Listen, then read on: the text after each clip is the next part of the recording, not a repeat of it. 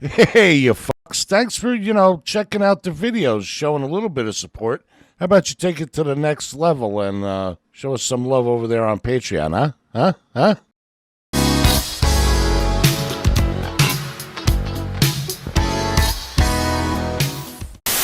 Yo, yo, yo, yo, yo, yo, yo, what the fuck is up there, everybody out there on YouTube? So it's good boy Papa Tico coming to you guys live from another home hot sexual rant. Today we're talking about making Japanese friends. I've done this topic probably multiple times, and yeah, so I don't know if I'm going to say anything new, but what prompted me to make this was there was like a story I heard yesterday from a mutual acquaintance of mine about his problem with his Japanese friends. And yeah, I don't know. I wanted to share my take on friendships in general, and also, well, I mean, Japanese friendships, but also friendships in general and stuff too, you know? So, yeah, that's what it's going to be. And I don't know what footage I'm going to use for this right now. Right now, I have like a walking video with like Teenage Mutant Ninja Turtles and Turok playing in the background, but I don't know. I think I might just start using like my live stream clips, like I did for the fashion rant, and then just like I don't know. I like slowing them down and changing the color filter and everything for this and making it look grainy. I don't know, just something feels like you're watching this from like a broken TV that's been hacked or something. And I like that. I think it's cool. So yeah, anyway, I don't know, I like this format. It's cool. So I'm going to play around with it for a little while. But yeah, today is kind of like I don't have any notes. Like sometimes for like the Japanese TV show, you know, like for like random topics, sometimes I'll have notes that I wrote down in bullet form before I wanted to start this, you know. But yeah, today it's just rambling because I don't know, it's weird. Like I woke up at 6:30. Normally I wake up at 6, but yesterday, I guess this morning, right? This morning I woke up and I had like a you know, like you wake up to take a piss, right? You go back to bed, you're trying to get comfortable, and then it's like, oh yeah, you gotta take a shit, and I'm like, oh come on. And well, it's my fault. I ate spicy food yesterday, but like, you know, it's always spicy food with like dairy. If so, like I always cook like like sausages with if I'm having like American breakfast, like bagels or something, and bagels have the cream cheese. And I just realized with those, I didn't even put the everything bagel seasoning on that. Oh, what a waste. But yeah, anyway, I always like, you know, when I was younger, it would just be like sausages and eggs, but now that I'm older, I have to have like vegetables and fruits every meal for the fiber. And yeah, but like, you know, I made it a little bit for like the eggs and stuff. I put like hot sauce on it, and then for the sausages, I put some like dry red peppers in there too while I was cooking it. So yeah, my body with that and the bagels and cream cheese, I don't think it was too happy with that. So I woke up and I'm just feeling a little bit disheveled this morning. Like I don't feel like I got that much of a good. I tried this new supplement the other day called Cortex, Adrenal Cortex, which I got for free as like a bonus supplement when I ordered a bunch of supplements. And it's weird, like I don't know why it's different from like a focused thing. It's just I don't know. I just felt clear all day, and I can't tell if it was because of that thing or something else. But that was the only thing I did really different yesterday. But yeah. Anyway, point is like I didn't really get a good night's sleep last night, so I'm feeling a little bit rough around the edges this morning. And plus, I'm doing this rant, and then also I did half of the fashion rant yesterday, but I was live streaming, so I gotta finish the half after that once I do this one too. But anyway, before we get into it, it's at the 4-minute point here, so let me just do some self promo. Big thank you to everybody who always comes here and just works the shaft nice, long, and fierce. You know, up and down motions, no eye contact, a little bit of dry spit, you know, all that stuff. Thank you guys so much, because Google AdSense does not like me. They don't pay like any money because I say F words too much in the videos and stuff. So yeah, if you guys like these videos and you want to continue to support me, it's very easy. You can go over to patreon.com/TKOSam. I've set up a bunch of bonus content content there for you guys, including stuff like Japanese lessons if you guys ever wanted to learn them, or if you ever wanted to set up a tour if you're coming over to Japan and you want to hang out with Dad and have you show I'll show you all the cool local spots and everything. Yeah, let me know, guys. Let me know. Fuck yeah. Anyway, yeah, so this is a Patreon, and then also big shout out to anybody who super chats or becomes a member on either one of these channels, whether it's ADVJapan or the fucking Tikyo Sam channel. Guys, like, I know some of you don't like Patreon, but you have some money to burn, and if you got some money to burn and you want to burn it by supporting your hot dad, then I really do appreciate it. And speaking of super chat of the week, let's give a shout out to Mr. What's-His-Face, Boom. Yeah, anyway, thanks for that, guys. And, I like shouting out. Yeah. It's just, guys, I really do appreciate it when you do the super chat or whatever during the premiere of the live streams, or you leaving a super comment. I watch these videos sometimes, like that Nomadic Push guy who's like the homeless dude who does YouTube videos in Japan. And, like, every one of his videos is just, like, people being like, here's $50, boom, boom, and, like, they're like, keep being homeless, do the thing, you're doing really great. And I'm like, damn, I wish I was getting, because, like, you'll get money from AdSense regardless if you're getting views or whatever on the video, but, like, especially if you're already getting comments that people, like, it's not even a premiere, there's not a live stream, they're just like, I like your videos, here's money. Like, keep it going. Like, I saw this one guy who was like, I got fired from 7-Eleven, and I guess he had been making videos for like 10 years or something, and he was working like at 7-Eleven or something, and then he started vlogging there, and all these people started like one of his videos went viral, and then all these people subscribed to him, and it was so funny because it's like, it was good, like, angry karma kind of thing. Like, the guy was making vlogs.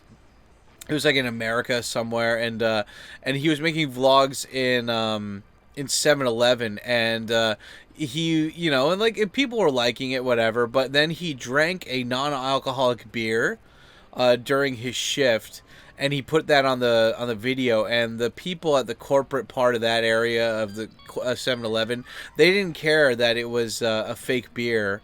They were just like, we're gonna fire you anyway. And he's like, it's clearly a fake beer. You can see the brand name and everything. Like, like, I know that you can't drink alcohol, but like, this is not technically an alcoholic drink. And the corporate people were like, we don't give a shit, whatever, you're fired. And then, like, he didn't tell his viewers it or anything. He didn't tell them to do anything. He was just explaining the situation. And his viewers just, like, phone call bombed, like, that corporate place, and they were like, we found out this is that lady's name who fired him, and fuck that bitch, she didn't even watch the video. And anyway, I don't know if she ended up getting fired, but I know she got in trouble, and he got his job back at 7-Eleven. And that was just like, oh god, like, because, I mean, like, if he was doing something bad, like, like fucking, I don't know, like Johnny Somali type shit or whatever, then, like, yeah, like, the guy deserves to get fired, but, like, he didn't do any of that, he's just sharing his life, not pissing off anybody. And then this corporate woman's, like, just knee-jerk reactions, like, oh god, we're getting some feedback, no, okay, I'm gonna fire him. Like, hopefully this goes away if I just fire this guy who's depending on this job for his livelihood. What a cunt. What a fucking bitch. Jim, come in here. Shut up, bitch. Thank you, Jim. Thank you for your service, Jim. Anyway, yeah, I don't know. It's nice to see good things happen to good people and bad things happen to bad people, right? And, yeah, yeah, I guess I forgot to say the question of the day, which probably popped up earlier in this. And I guess the question of the day is, do you have any Japanese friends? And, and if you don't have Japanese friends, do you find it hard to make friends? Do you find it easy to make friends? Why or why not, Because, like, this isn't just about, like, making friends. Well, I want this specifically to be about making friends in Japan, specifically Japanese friends, but I will dive a little bit into making friends with other foreigners and stuff, too. Yeah, I'm bringing this up because, well, two things happened. So I was talking to my friend's younger brother who really wants to move to Japan, and it's so funny because he doesn't watch any other J-vloggers. I was like, you can watch other Japan vloggers, and he's like, no, I'll just watch your stuff. I'm like, okay. Okay, that's fine. He's like, I really just can't stand them. They don't sound. And I'm like, okay, yeah, whatever, it's cool. Yeah, fine. I was just trying to say, like, I'm not gonna get angry if you like watch other vloggers. It's cool, but the whole point is that this guy, he's like very Aspergery. He's very like he doesn't have friends. He was like one of those guys that just spent most of his time either in a classroom or like on his computer, not socializing with people. So, and I'm trying to tell him that it's like, dude, you need to like if you're gonna like, because he just graduated college, and I'm like, if you don't have plans to move to Japan immediately or something, you really need to just, like I told him, I was like, you just need to like get a job. Like a job will help you socialize. It'll help you save money, and you'll get some experience from that. And if it's a job you don't like, it'll push you towards a job that you do like, and vice versa, right? It's better to be doing something than just sitting around on your computer doing nothing, right? And I was like, he's like, well, what should I do in the meantime while looking for a job? And I was like, well, I mean, like, if you're in the middle of looking for a job and, like, because he's living off of, like, welfare or something. Like my, his parents aren't paying for him or something. And he's, I forget, it's welfare or whatever. I don't know. It's, like, special welfare for students while they're looking for jobs or something. I forgot what it's called. I don't know. I haven't been in America a long time. But anyway, so this guy, he's living off the government while he's in the middle of finding a job, and that's really cool. That like I didn't even know they had programs like that in America, especially for young people. But anyway, it's just like it's like the Native Americans thing, where it's like a lot of the Native Americans became alcoholics because they could get a job, but it's not as much money as like the free cash they were getting from the government. And like, God, dude, if I got free cash from the government just to fucking like just to live, just to exist, because like I've had that opportunity, because I do live in the poverty, like a giddy, like what is it? I live in like kind of the poverty line of Japan, but like, and I've been offered like to apply for the welfare program a couple times here in Japan, but I don't know. It's just like for me, I'm like I don't know. I always think that it's like, if you're a foreigner, you should never sign up for that, because then they might use that as an excuse later. And like, I want to become a citizen, right? And like, I don't want that to be on my record that I fucking had to apply for welfare. I applied for unemployment, but that's completely different. Like and not now. I mean, like probably 10, 12 years ago, I did that for like 6 months. But like living off of welfare is like, nah, dude. Like if you have a capable body, you should work, But anyway, I'm talking about this young guy, and I was like, well, since you're getting money for free from the government, and you're actively looking for jobs, like you should try to like meet people, try to like get find like a group of people, like go to meetup.com, join some Facebook groups, whatever. And he's like, what's the point? And I'm like, the point is that like, well, one, you need to socialize, you need to learn how to be around people, because you just spent the last 4 years of college just going to class and then talking to people that you don't know on Discord. Like you gotta try a little bit harder. And I was like, plus like most jobs are like half of what you know. What is it? It's like half of what you know, half of who you know, kind of thing, right? And so I was like, there's nothing wrong with like, especially like what, like you might be surprised and you might meet some people that are interesting, that are cool, that like get you and you want to be friends with, kind of thing, right? And excuse me, princess. And anyway, yeah. So like, it reminded me of like when I first came to Tokyo. Because I tried to like, so that was the one big thing that really sucked ass about trying to socialize in the countryside, is that there's no third place. And I've talked about that on my live streams before. Like, I saw this video essay it was talking about third places in America. And it's like a third place is a place that you go that's not your home and not your work. So like a place to socialize. And most people, like, because it's funny, because it's like people want to be alone.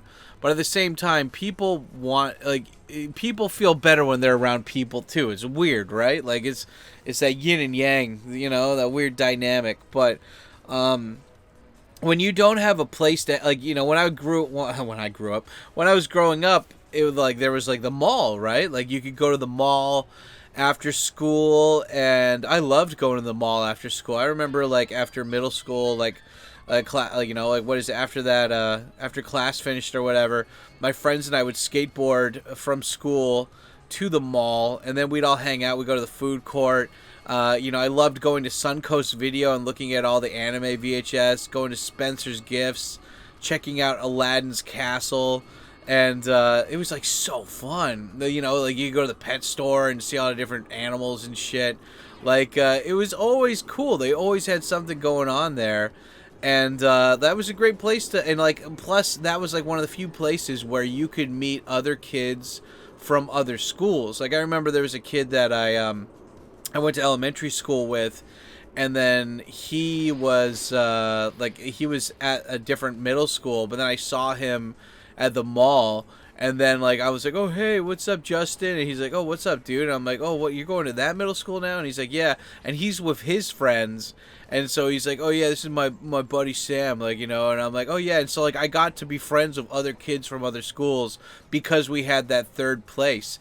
And when you're in the countryside, there's no place like that, and it fucking sucks. Like they have like the only place that was remotely like that was Mega Donkey, which is just like, the malls today suck ass. Like they're just like cosmetics or food or clothing. There's nothing interesting. Like I guess it makes sense, right? Clothing, it's easy to stock. It doesn't expire, you know, and the markup is high, right? And so yeah, but it just sucks that a lot of malls, they were like basically like unofficial theme parks, right? And I don't know, it just kind of sucks. So there's no real third places like that. And so, like, and the thing is like, I think that, you know, like, I'm very much of the Louis C.K. mindset that it's like, if you don't like it, make your own. And, you know, sometimes there are meetup groups that have already been made that you can still go and check out. Like, I remember, there used to be, like, I loved going to the meetup groups, dude. And, like, it's funny because the meetup groups are never well organized. They're usually run by, like, people that don't, like, they're not good socially anyway. So they hope people will come to their thing, and then it's, like, half-ass organized or whatever. But sometimes it's good, right? And so I remember, like, going to these vegan meetup, like a vegan meetup in Shibuya, the Pink Cow, back when it was in Shibuya. And I was just like, wow, like, because it was kind of like, I forgot, it was, you paid money to go, but if you brought your own vegan food for everybody, you got a discount. And I didn't bring my own, right? But I remember this one guy, Victor, he was like a Vietnamese guy, but he was Australian or something. And he had like really cool, like Japanese model guy hair, and like dark skin. And I remember he was a vegan, and he brought tacos, and but they looked like meat, but it wasn't meat. But I ate it. I remember the ginger was a little bit too strong, but I mean, the point was I was like, wow, like I got to eat some, like, I was like, wow, vegan food I thought tasted like shit. Like, and he's like, no. He's like, yeah, actually, when you actually cook it from scratch and you put a lot of work into it, it tastes good. He's like, you know, people think vegan food is bad because they're usually eating that processed Walmart fake sausage or whatever, right? And I'm like, oh yeah, cool. But I mean, the whole point is that, like, I went there just to go meet people, and then I ended up like, not just meeting people, but like trying out and having a new experience, right? And so it's like, that's one of those things where it's like, that's a great thing to do if you're not in like a top tier city or whatever, like, you know, finding meetup groups. And if there are no meetup groups, you can make your own, right? And I mean, like, that's one of the cool things about like you find people thanks to similar interests. Like, I have a buddy named Yuta, and I always call him Sato though, because his name's Yuta Sato, and it's okay because there's millions of Yuta Sato out there. So but he his wife is Yuki, and they met because they both love Mini Coopes. They love Mini Coopes, like, you know, that, like, the car from that Mark Wahlberg movie in Italy. Yeah, the Big Hit or whatever. You mean the Italian Job? Yeah, whatever. But like, they met through like a Mini Coupe thing, dude. Like they both were. They have like fucking 2-3 kids now. Shit. He's like, well, that's like one of the few Japanese weddings I went to, and I remember, like, because in Japanese weddings, they usually have, like, two parties. They have the wedding party, or they have, like, the marriage ceremony, and then they have the wedding party. And I was like, which one's the cheaper one? And he's like, the wedding party. And I was like, the marriage, so, because, like, if you go to a wedding in Japan, you have to spend, like, I think, sanman-en, or, like, you have to spend, like, $300 or $500. And I was like, no, like, I don't want to spend that money. He's like, just come to the after party. I remember my girlfriend and I at the time, we went there, and that was fun. But yeah, I mean, like, they just met because they had similar hobbies, right? And now they've got kids, and they're living in the countryside, and yeah, that sexy guy, god damn, I haven't talked to him in at least a year. Each time he's come to Tokyo, I've, like, missed it. I've always had, like, a last-minute job when he shows up. But yeah, man, like, that guy really got me through some tough, boring ass times in the countryside when I was in Chiba, in Naruto. But like, he was a good guy, you know, a good guy. But I mean, the whole point is that, like, you know, you have to go out of your way. It's funny because, like, I met him because there was a motorcycle shop.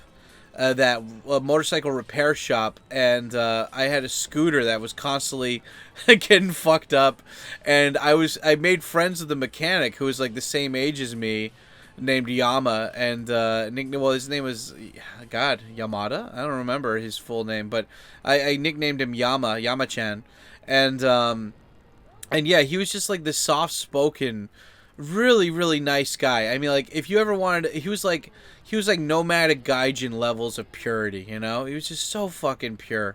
And I swear, because, like, his motorcycle shop was right in between my house and the school that I was teaching at, and so I would just go there, man, and I just fucking I just go to his house or not go to his house, go to the mechanic shop after school. And I would just hang out there. I'd be like, yo, what's up, dude? And, like, you know, like, I'd bring over, like, you know, like a green tea or a Coke for him or something. And then we'd just hang out while he was fixing motorcycles.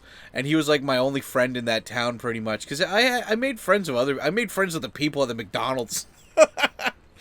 Like, fucking, God, that was I remember because there was somebody's name, and their name was Higashi, but I guess another way to say Higashi is Azuma or something. But anyway, yeah, like, I just remember wanting to hang out with those guys, and it was just, like, it was such a struggle just to organize shit, because there's no place where everyone just goes after work to hang out, right? Like, if there's a hangout, like, Angel Grove Sports Center kind of thing, where it's just like, oh, where are they? Oh, they're probably over there hanging out. Then it's like, you know, I don't know. One of the things is, like, you have to have, like, I really love Tokyo because you don't need to organize stuff, right? You don't need to organize it. It's all here.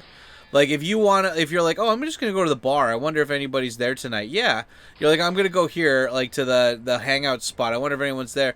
Like, it's so funny. Like, I was editing my compilation vlogs yesterday. I've been, like, putting them all together, like, bit by bit, right? Like, I'm trying to, because, like, the compilation vlogs are a combination of my random clips from Japan and then other random clips of stuff that I like.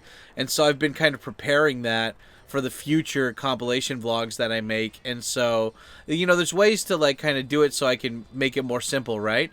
And anyway, yeah. So I've been doing that, right? And I was going through my old karaoke videos, and I'm like, damn, I have a shit ton of karaoke videos, and they're all at that same fucking bar.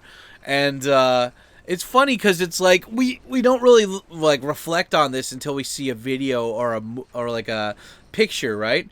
And I went to that bar recently because one of the girls that works there, that you know, she's really cool. I mean, she's really cute too, by the way. But one of the girls that was working there, she's graduating fashion school, so she's you know, she got a big girl job now, so she doesn't need to work at the bar anymore. And I was like, aw. But anyway, it was her last day, and so I went there, brought her, like, some American presents or whatever, and I was just like, oh, I'm gonna miss you, you're fun. But, like, I didn't realize until, like, I came back because I always record karaoke footage when I go out and sing at the bar, and I was like, I was putting that into my karaoke footage folder, and I'm like, damn, like I've been going to that bar for like 3+ years now, and it's always like me and the same people there, and like sometimes like I go and hang out, like because it's a tourist bar. But there are regulars there, and I've gone out and like hung out with the bartenders. I've gone out and hung out with the people there. I wouldn't say we're close friends, but it is cool how it's like I have that one place to go to if I'm like heading home or something. Like, you know, I can go there and like from the station or whatever. Or like usually I teach my private lessons in Shinjuku, and so you know, on the way home I can stop by there, and it's fun because it's like, you know, like for a beer or two, like $16, I can sing a bunch of songs, and I can also get content. And you know, the gaijin that go there a lot, they're all gaijin that speak fluent Japanese and have been here for a while. Like, big shout out to Jamie. Jamie's a badass. Jamie and Renee, dude, those guys are so cool. And Renee's like this German guy who's been here like 50 years or something, and he's just the nicest Deutschlander ever. And I don't know, it's fun. It's fun that you like have that kind of place, because it's like when you think about drinking, like you go somewhere because like when I think of a bar, I think of somebody who's like they need to drink to get away from like the stress in their life. But I just go there because the karaoke is free, and the bartenders are really nice, and you know, like I don't really go there to blow off steam. I guess in karaoke, yeah, to blow off steam, but it's fun, you know. It's more about the karaoke and talking to people than the drinking, right?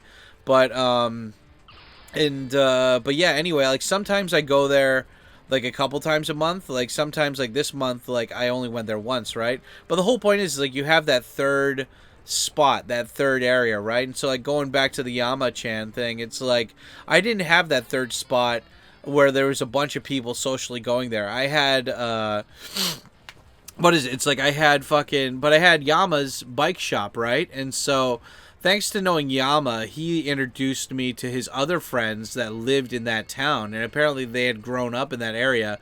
And I ran into, and that's how I met my buddy Sato, you know, and he was like, you know, like Sato was more social than Yama, and so he would invite me to all these things all the time.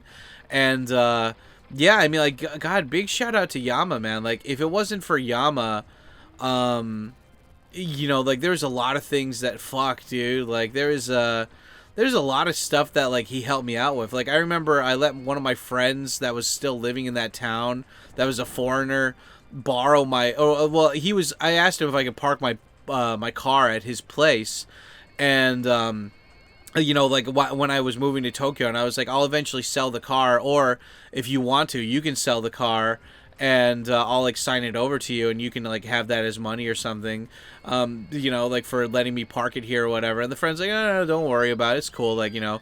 But then like that friend called me like maybe a month or two after I moved to Tokyo, and he's like, yeah, my car broke down, so I used your car, and anyway, your car broke down too. And it's right in this spot or what? Oh God, we didn't even have smartphones back then. Shit, I don't remember how I found it. I think he's like, it's on the road in between the station and the ocean where the egg farm is or something. I'm like, motherfucker. And so I was like, wait, so why didn't you like call a tow truck or something? And he's like, well, I don't know Japanese, and also it's your car.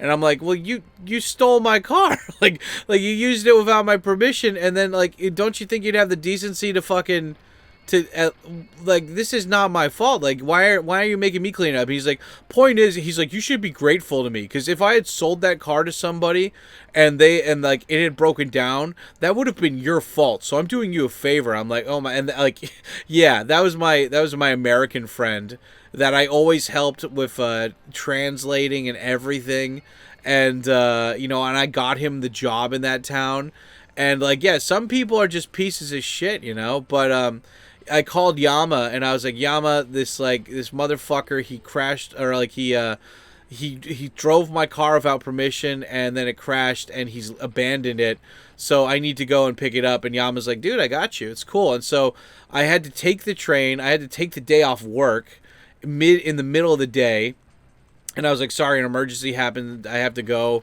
I had to take the train from like fucking where, from Shibuya all the way to the countryside of Chiba.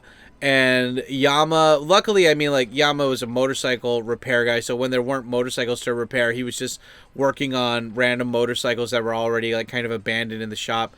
But, so, yeah, Yama he borrowed his boss's car, and he got, like, a chain or something, and we went to my car, where it was busted on the side of the road. Luckily, it wasn't a popular, like, you know, what is it, like, a busy road or whatever. And, yeah, Yama helped me tie my car to his boss's car, and then we drove it to some, I don't even remember where it was, but we drove it to some dumpster place. And I was like, Yama, what do you think happened? And, like, Yama was so smart, he, like, looked underneath the car, and he's like, oh, your axle's torn up to shit. And I remember I had gotten into, like, a little accident where my car had gotten stuck in a rice field because I had gone off the path by accident, and then it had gotten stuck in like the dirt or like mud or whatever. And I'm like, oh, okay, yeah, that makes sense. And I was like, well, how much would it cost to repair it? He's like, oh, like easily over like $500. And I'm like, fuck. And I'm like, man, that's a lot of. And I was like, well, I don't know what else is wrong with this. And I was like, how much to just. I was like, what do you suggest? And he's like, I suggest you just dump it. It's a shitty old car. And I'm like, okay. And I was like, what do you mean dump it? He's like, we take it to one of those landfill garbage dumps, and then they're gonna smash it into a cube. And I'm like, okay, cool, yeah, let's do that. And so, yeah, then we drove it to there, and then they smashed it into a cube, and it was like $50 for them to do that. And I was like, okay. And yeah, like that. If I hadn't had a scooter that I had gotten from another Japanese friend when I was in Chiba City, I wouldn't have met Yama, and he wouldn't have saved my ass so much. And then when I moved to Tokyo too, even before the car thing, like I had to, you know, I was still like stupid and American then, and I wanted to save money on everything, and so I had like just hired a moving truck. But Yama was great. Like, he drove with me in the car, or in the truck, all the way from Chiba to my new apartment when I was in Iguisadani, and he helped me bring up everything, like the fridge, my TV, like everything up the stairs. And like I offered him multiple times. I'm like, dude, do you want, like, I can give you some food. Like, I'll give you like $100 or whatever, man. Like, you know. And he's like, what? No, like, we're bros. And I was like, yeah, but like I don't want to, like, you know. I was like, I'll be honest, I don't know if I'd help even people moving or whatever. He's like, nah, dude. He's like, no, I wouldn't ask you to help me move anyway. I was like, I feel bad, man. Like, I want to like compensate you some way. And he's like, you're my bro. It's cool. And I was like, oh, come on. And yeah. So anyway, those countryside people, that's one thing that I really do appreciate about them, is that like they're like, I don't do this for the money. I do it because I'm a good guy. But yeah. Anyway, I forgot. I made it up to him somehow, but I forgot what I did. But yeah. Anyway, I mean, like that was a thing of like a cool dude, you know. And I wouldn't have met Yama like if I hadn't gone out and been meeting people, you know. And I don't know, it's just like I think that a lot of people, when they come to Japan, they're afraid to get out of their comfort zone. I hope that's not the case, you know. I hope that it's just like I met many people like that, but that was just a coincidence, right? Like the thing is that some, like, you've got to have like boundaries with people, right? Like, that's the clear thing. Like, you got to have boundaries with people. And if you don't have boundaries with people, well, I mean, first off, when you're young, it's hard to establish boundaries, right? I mean, like, it just is. And so, like, with that younger guy I was talking about in America, you know, my friend's little brother, it's like, you know, he's young and he hasn't been socialized a lot, you know, and he's very, like, neurotic. He talks really fast, and he's like, oh, this shit pisses me off, blah, blah, blah. And, but it's like, you know, he's like my friend's, it's not like my friend's son, but like my friend and his brother have like a very, it's like, there's like 20 years apart. Like my friend's mom got pregnant at like 40 or 45 or something. So like my friend was already in college when like his little brother was born. And so, but yeah, his little brother likes Japan, and my friend doesn't give a shit about Japan. So I don't know. It's just like, it's like one of my best friends back home. So it's like I don't feel obligated to help his little brother, but it's like, you know, it's I like helping out, just not heavily, kind of thing, right? And you know, I was just telling him how it's like, though you're young, everything you do, you're gonna suck at it probably at the beginning, and it's gonna be cringe, but like, you just gotta try. Like, that's the whole thing. You know, Michael McDonald, I gotta try. I got lonely, living so lonely. It ain't too late to turn it all around. Yeah, I was listening to that song on loop before I started this rant today. I love that song so much. Guys, you want a good song, look up Michael McDonald, I Gotta Try. Oh my god, it's amazing. But yeah, I mean, the whole point is like, you the only way you're gonna learn is by sucking at something, but you just gotta embrace the suck and like, you know, just try to do your best, kind of thing, right? And so, like, I remember the first Japanese friend that I made when I was in Chiba City was this old guy named Mr. Ishihara, and I met him because I was going on a walk. I'd been in Chiba for a while, and what was it, like fucking, what was it, Cats? Yeah, I was hanging out with Cats, Katsumoto. I've talked about him a bunch. He's the guy who made the method that I used to learn Japanese, and coincidentally he lived like a 10-minute car ride from me, and so we would hang out sometimes, you know, and like I'd be bored or something after work, you know. I get off work at like 2:30 or 3, and Katz was I'd be like, oh hey Katz, you want to go hang out? And he's like, yeah, let's go for a walk. And I'm like, okay, cool. And I mean, fuck, Chiba City's all developed now. I should go back there sometime soon and see how developed it is. But there was a part of Chiba City where it was still like a heavy forest. It's weird. It's like, it was like an unintentional park in the middle of the city. Like, there's all these roads and shit, all these development like houses and neighborhoods and businesses, and then there's just a part of the area that's like scheduled to be cut down, but it hadn't been yet. And we're all walking around here, me and Katz and his girlfriend, waifu at the time, and we run across this Japanese guy, and he's got 3 dogs, and he's got a weird Shiba Inu. I've never seen that kind of dog up until that point, and it was a Shiba Inu, but it was all black, and it was slightly bigger than a Shiba Inu. And he had 2 of those like weird like British hunting dogs that are like, they've got really floppy ears, and they've got like a really like kind of like heavy, like drooping down coat kind of thing, like hunting dogs. And like, this guy's just walking around, and he's just this tiny Japanese guy, but he has like this very expressive, like curious face, you know, like a kid that doesn't talk kind of thing, like really curious. And anyway, he starts talking to us, and he's talking to us in like broken English, and Katz is like, oh, he just wants to use us for English. I'm gonna keep walking. And I, like, you know, I was like, wait, this guy, like, this is a random guy. We're in the middle of this forested area that nobody walks in, and there's a guy with like 2 foreign dogs and a version of a Japanese dog I've never seen before, and he's like talking to us, and I'm like, I want to learn more about this guy. I want to talk to him more. And back then my Japanese was still really shit. But this guy was able to tell me that he had gone on a world trip in like the 1960s, and that I was like, did you go by airplane? And he's like, no, dude, everything back then, the cheapest way was like by boat. And I'm like, oh shit, like Shenmue style. That's pretty fucking badass. And yeah, and anyway, that was Mr. Ichihara, and he was one of those guys who, he never, he probably told me, but I wasn't paying attention, but he made a lot of money early on. He wasn't like a Nepo baby or trust fund baby. Like, he made his money. He came from a poor background, but he was one of those guys where he believed that you should never flaunt your wealth, and so he never bought anything fancy. He always bought cheap, and like, he used his money to buy land, to like start businesses and stuff. And so like, he ran businesses, but like, he owned businesses, but he didn't run them, kind of thing, right? And yeah, that guy helped me out a shit ton, and he actually helped me move too when I was moving from Chiba to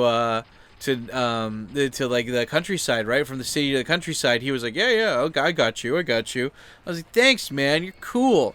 And But yeah, he ended up doing so much for me. And one of the things is that like he loved, like, since he had fuck you money, he would just like spend his time just doing stuff and learning stuff. And that was like one of the things, like kind of bringing it back to my friend's brother, like kind of living off the government student welfare or whatever.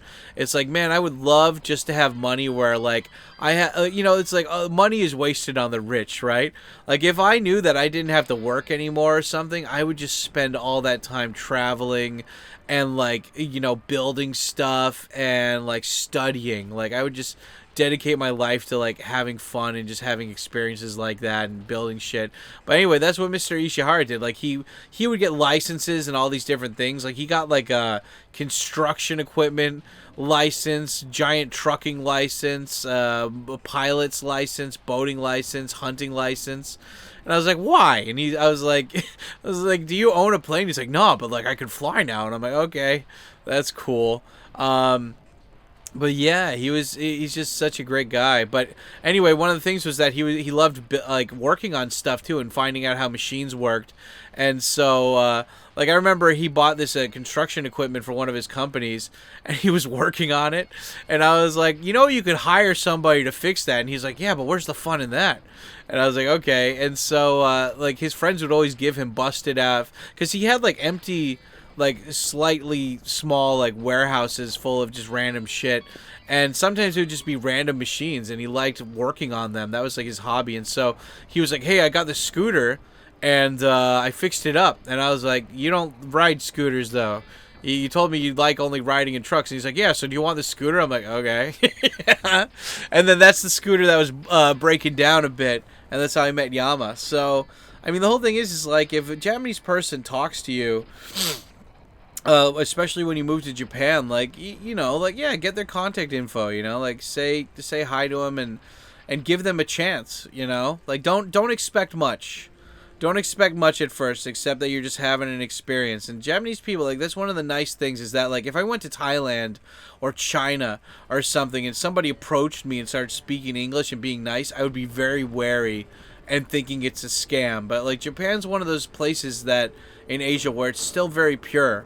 Where people, I mean, like, don't get it twisted. Probably people want to use you for English or whatever. They want to practice speaking English and they want to be cheap asses about it. But in return, you can use them too for being like it could be reciprocal, right? Like they get to practice English with you, but also if you get in trouble or something while you're learning Japanese or like whatever, they can help you. Like I remember when I was still in the middle of learning Japanese, I had to set up my internet, but back then they didn't have somebody come and install it for you. You had like they would just send you a package and you would have to set it up. And I'm like, I don't know what to do. And like one of the Japanese teachers at my school, she was like, oh, I want to see how a foreigner lives. And then she like came over to my house and like for 2 hours or something we worked on that because all the instructions were in Japanese. And so it's like you got to let the people, like if you come into the mindset that it's like, oh, they're just using me for my foreignerness, then like you're not gonna make a lot of friends. Like you got to be willing to give people the benefit of the doubt.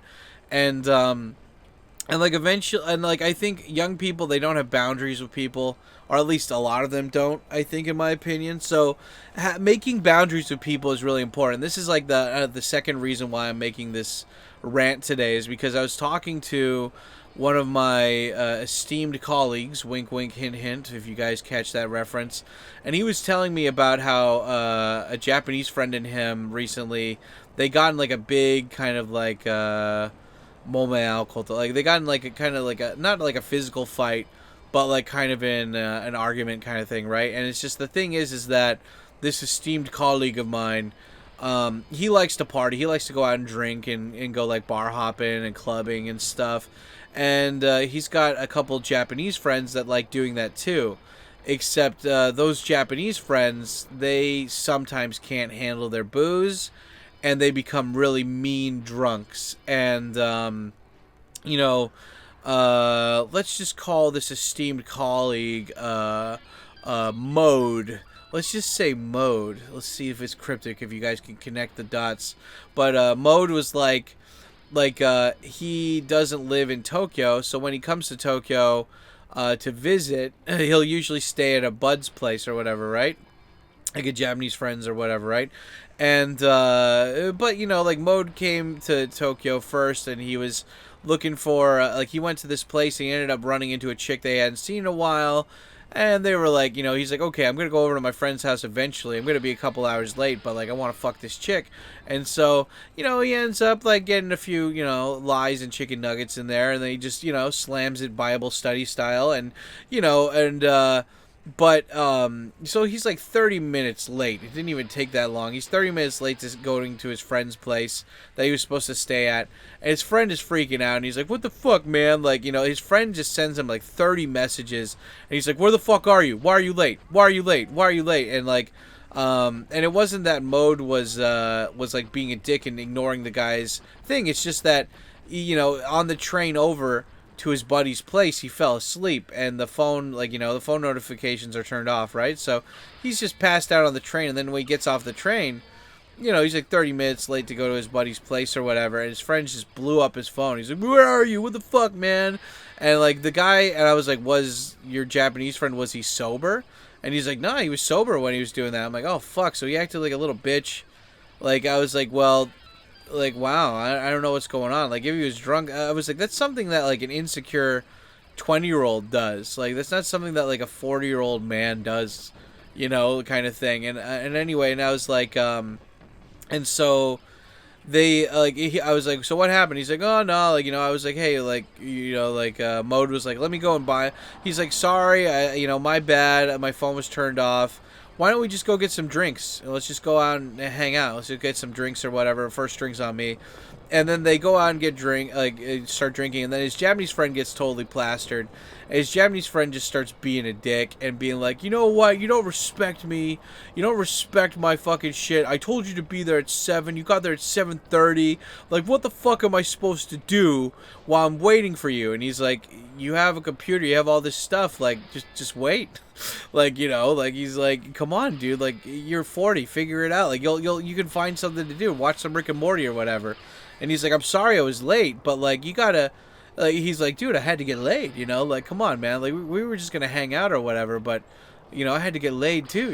And anyway, yeah. So he's what is it? It's just like but this isn't the first time that his Japanese friend acted like this. There's been multiple times where his Japanese friend just blew up for no reason at him. And I was like, "Well, did you tell him each time that it's not cool?" And he's like, "Yeah, but he keeps doing that."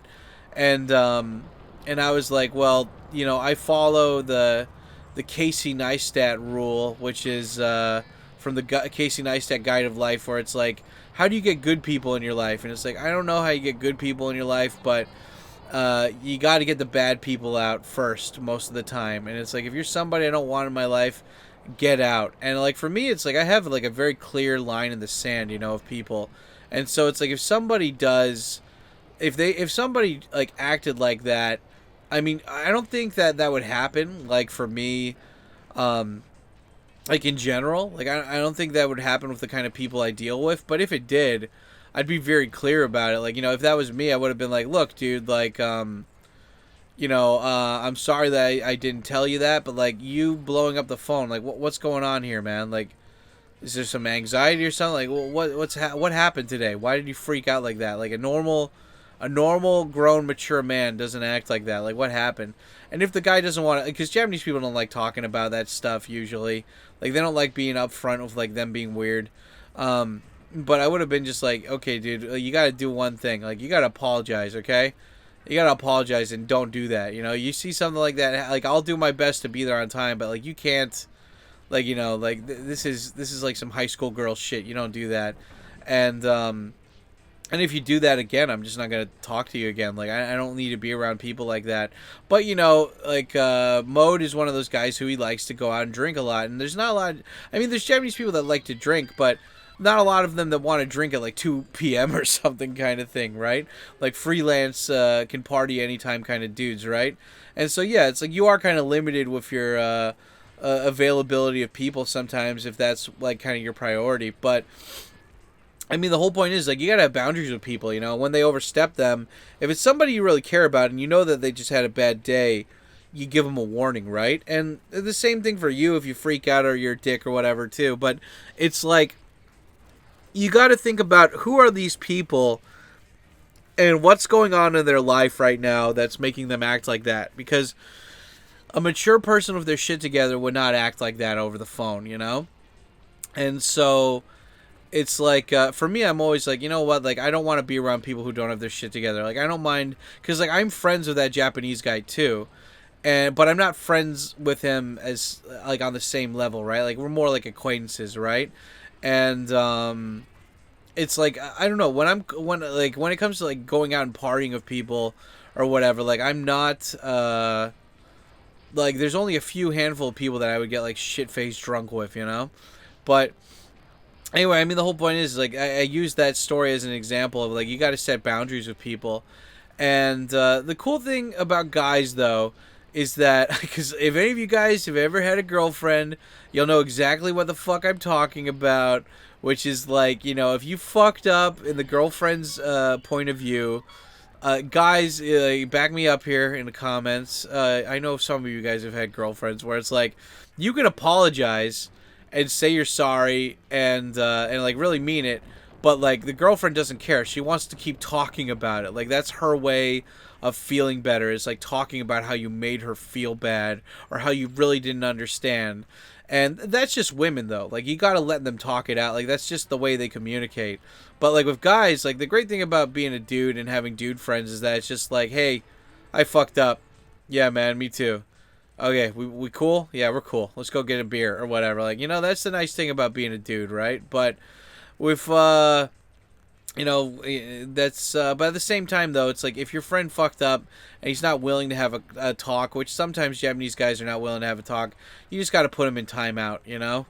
And if they, you know, and then, like, if they want to, like, after they've been in timeout for a while, they'll be like, what the fuck? Why you been dodging me? And it's like, you know why?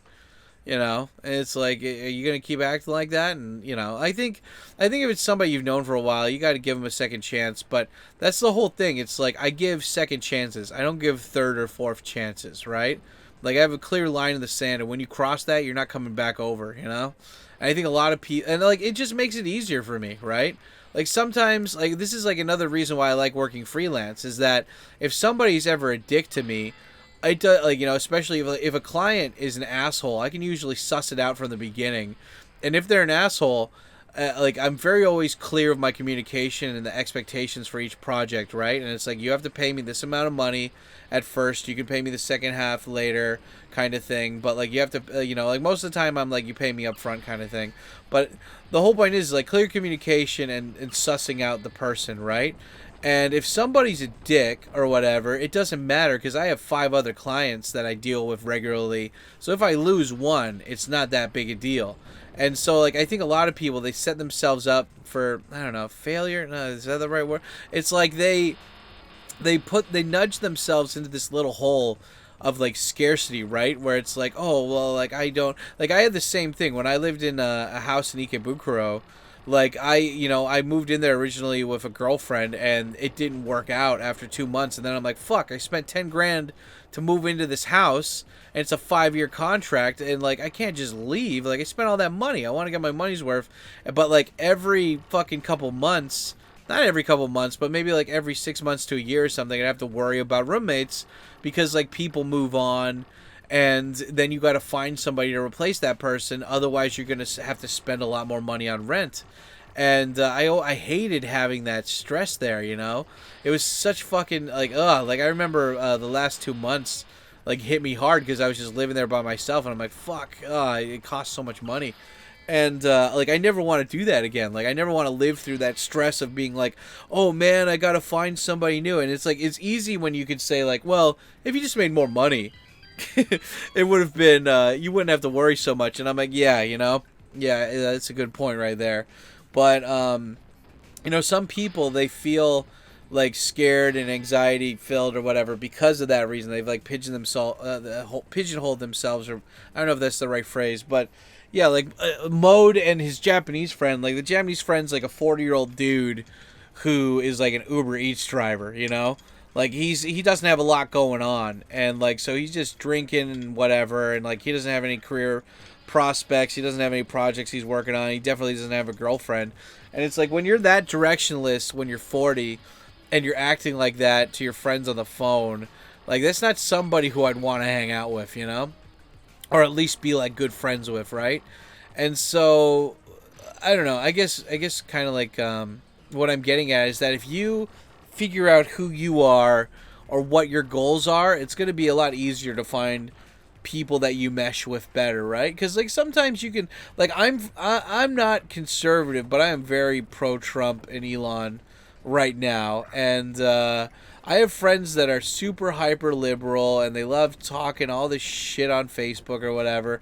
And part of me just wants to, each time they say something that's been proven false or that, like, you know, is just propagating a lie, I want to call them out on it and like just shove it in their face, because part of me hopes that they will see the writing on the wall, but more than likely they won't, right? And so it's like, you know what? Fine.